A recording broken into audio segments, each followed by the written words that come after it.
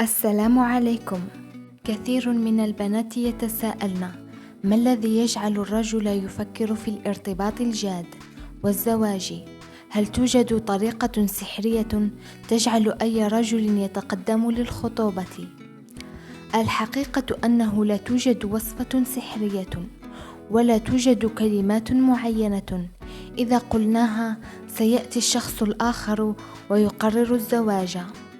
العلاقات الإنسانية أعقد من ذلك، والزواج قرار مهم يبنى على مجموعة من العوامل وليس على حركة أو تصرف واحد. أول شيء مهم هو أن تكوني مرتاحة مع نفسك.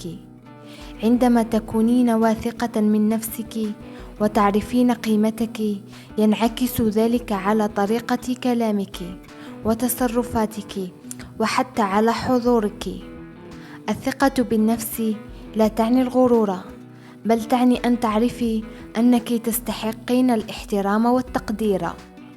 الكثير من الأشخاص يعتقدون أن عليهم تغيير شخصيتهم لإرضاء الطرف الآخر، لكن في أغلب الأحيان التظاهر بشخصية ليست بشخصيتك يسبب لك مشاكلا لاحقا. الشخص المناسب سيقدرك كما أنت، لذلك من الأفضل دائما أن تكوني صادقة وطبيعية. ومن الأمور المهمة أيضا الاحترام المتبادل. عندما يشعر الإنسان بالاحترام والتقدير داخل العلاقة، يصبح أكثر راحة واستعدادا للتفكير في مستقبل مشترك. أما العلاقات التي تكثر فيها المشاكل والضغط والاختبارات المستمرة، فغالبا ما تدفع الطرف الآخر إلى الابتعاد بدل الاقتراب. كذلك التواصل الجيد يلعب دورا كبيرا. من الجميل أن يعرف كل طرف كيف يعبر عن أفكاره ومشاعره بطريقة هادئة وواضحة. سوء الفهم هو سبب الكثير من المشاكل، بينما الحوار الصادق يساعد على بناء الثقة.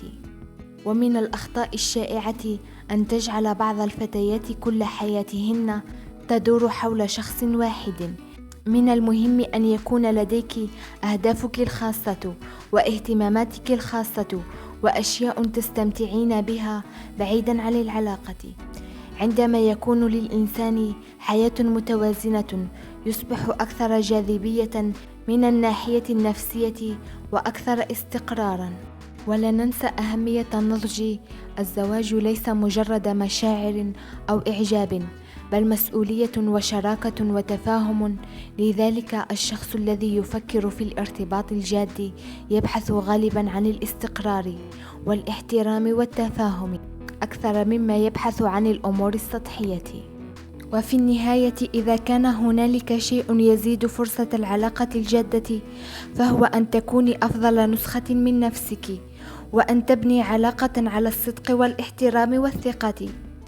فالعلاقة الناجحة تبنى على التفاهم والراحة النفسية والرغبة الحقيقية لدى الطرفين في بناء مستقبل مشترك.